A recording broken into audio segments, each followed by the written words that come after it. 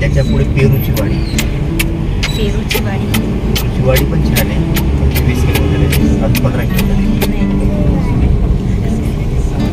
आडवी वस्ती.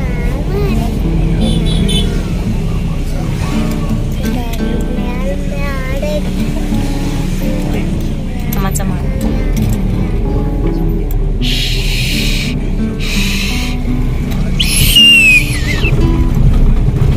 कुठे आलो आपण?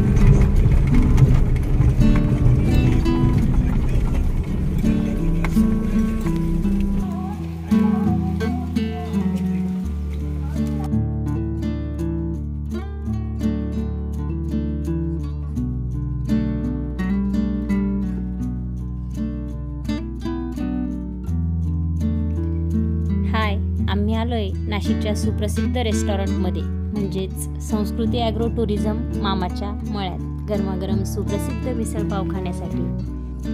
या मामाच्या मळ्यात मस्त गरमागरम आणि नाशिकची स्पेशल सुप्रसिद्ध मिसळपाव खाण्यासाठी आम्ही इथे आलेलो आहोत.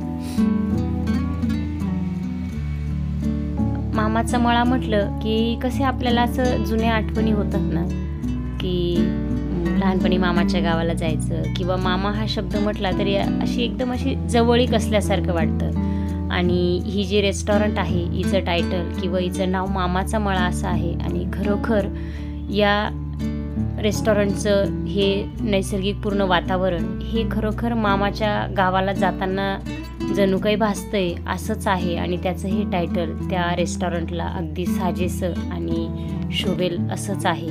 या हॉटेलमध्ये आपल्याला विविध प्रकारचे चहा, विविध प्रकारचे भजींचे प्रकार खायला मिळतात. त्याचसोबत लहान मुलांसाठी अनेक ॲक्टिव्हिटीज आहेत इथे, जसं ट्रेन राईड आहे, ट्रॅक्टर राईड आहे, हॉर्स राईड, उंटसवारी, बैलगाडी राईड, अशा विविध ॲक्टिव्हिटीज इथे आहेत. आपण ते पुढे बघणारच आहोत की त्यासाठी कुठल्या कुठल्या वस्तू आहेत काय. त्याआधी आपण ज्या गोष्टीसाठी एवढं लांबून आलो आहे, की ज्याचा आस्वाद घेण्यासाठी एवढं लांबून आलो आहे, ते आपण ऑर्डर केलेलंच आहे. आणि आता ते आपल्यासमोर आलेलं आहे आणि आपण त्याचा छानपैकी आस्वाद घेऊया. वा, अतिशय सुंदर पद्धतीने इथे हे ताट सजवलेलं आहे. तळलेला पापड, 2 पाव, मिसळ, कांदा, एका छोट्याशा वाटीत दही, हा रस्सा. त्याचसोबत त्यांनी ताटात आम्हाला कॉम्प्लिमेंट म्हणून जिलेबी दिलेलीच आहे. आणि आम्ही गुळाची जिलेबी टेस्ट करण्यासाठी सेपरेट ऑर्डर केलेली आहे.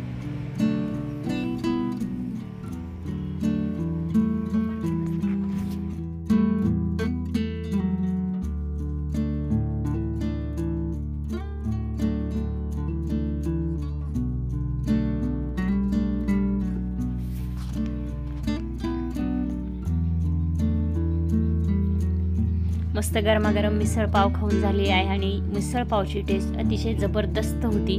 तुम्ही देखील एकदा ही टेस्ट नक्की ट्राय करून बघा. आता आपण फिरूया मामाचा मळा, मामाच्या मळ्यातल्या विविध गोष्टी, विविध खेळ बघूया.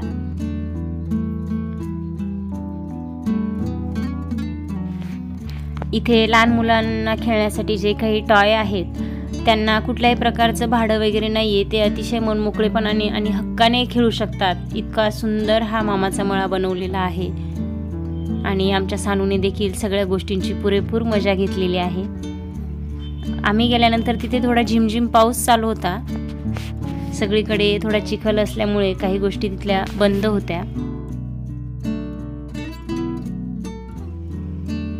हे बघा, इथं पोस्ट पण दाखवलेला आहे मामाच्या मळ्यात. आणि आपण ह्या पोस्टद्वारे मुलांना खेळताना सांगू पण शकतो की हे काय होतं. तर पूर्वी आपल्याकडे मोबाईल वगैरे नव्हते, तर कुठलाही मेसेज आपल्याला इकडून तिकडे पोचवायचा असला तर एखाद्या कागदावर आपण तो मेसेज लिहून या पोस्टात टाकायचा आणि पोस्टमन या ठिकाणाहून दुसऱ्या ठिकाणी तो मेसेज पोच करायचा असं. आणि मी देखील माझ्या सानूला याबद्दल माहिती दिलेली आहे.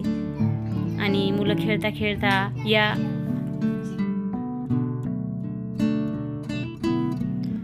या ठिकाणी आपल्याला छोटे छोटे गुलाबाचे किंवा झेंडूचे रोपं देखील विकत भेटतात लावण्यासाठी. आणि इथे हे बऱ्याच प्रकारचा भाजीपाला, घरगुती फ्रेश भाजीपाला देखील आपल्याला विकत भेटतो आणि ते इथल्या पदार्थांसाठी त्यांचा घरगुतीच भाजीपाल्याचा वापर करतात. बहुतेक बियाणे देखील या ठिकाणी आपल्याला भेटतात. आणि हा जो पूर्ण परिसर आहे मामाचा मळा, हा मला तरी असं वाटतं की 7 ते 8 एकरमध्ये आहे पूर्ण. आणि जवळपास 2000पेक्षा जास्त झाडं ह्या मामाच्या मळ्यात आहेत. तुम्ही बघा, घराजवळ आपल्या एक झाड असलं तरी किती प्रसन्न आणि किती छान वाटतं. या ठिकाणी तर 2000पेक्षा जास्त झाडं आहेत. तर हा मळा किती प्रफुल्लित आणि फ्रेश वाटत असेल. तुम्ही देखील त्यासाठी एकदा याला भेट देण्याचा नक्की प्रयत्न करा.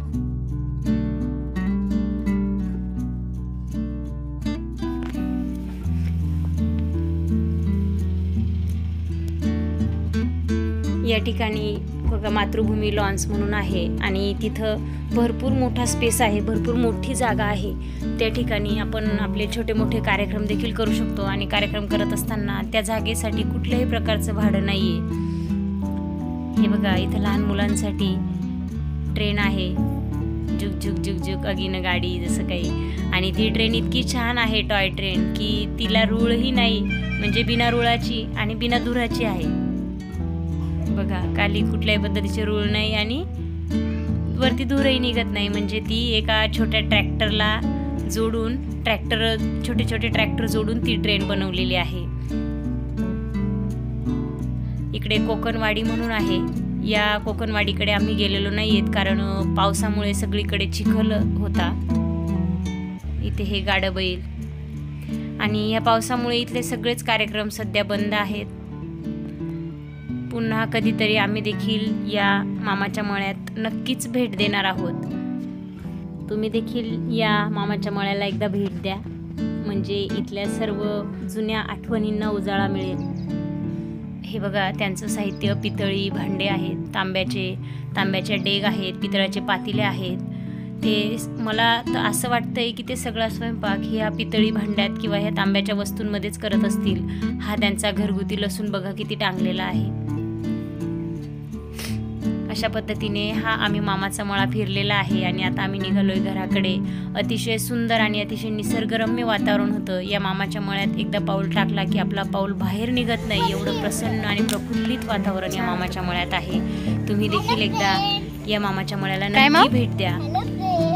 तुझे फ्रेंड आहेत का ते सगळे? थँक्यू सांग मग त्यांना, थँक्यू म्हणा. आणि मामाचा मळा व्हिडिओमध्ये कसा वाटला हे मला कमेंट बॉक्समध्ये कळवायला विसरू नका. व्हिडिओला लाईक, शेअर आणि सबस्क्राईब करायला देखील विसरू नका. सबस्क्राईब केलं असेल तर त्याच शेजारी बेल आयकॉन क्लिक करा, म्हणजे येणारी प्रत्येक नवीन व्हिडिओचं नोटिफिकेशन तुम्हाला मिळत राहील.